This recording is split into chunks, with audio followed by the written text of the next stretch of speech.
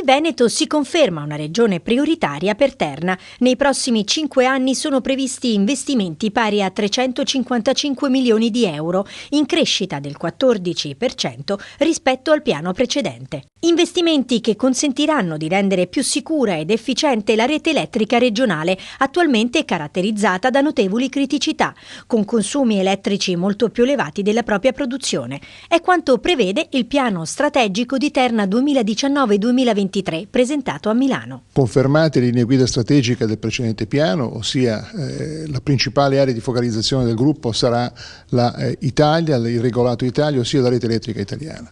Il grosso degli investimenti che prevediamo di fare, oltre 6 miliardi di euro, sono concentrati in Italia, sono concentrati sul miglioramento e sul rafforzamento della rete elettrica italiana per far fronte alle sfide che oggi ci vengono poste dal cambiamento energetico in atto, dal cambiamento delle condizioni climatiche e dalla necessità di migliorare sempre di più una rete e renderla più competitiva, adeguata alle sfide attuali. Tra i principali interventi previsti da Terna nella nostra regione, il riassetto della rete elettrica nell'Alto Bellunese e un nuovo collegamento in cavo interrato tra Cortina e Auronzo di Cadore. Previste ricadute positive anche per l'indotto, con il coinvolgimento di 90 imprese, 50 fra professionisti e studi tecnici e 380 lavoratori, e per le attività ricettive di ristorazione e di servizi presenti nei territori interessati dai cantieri.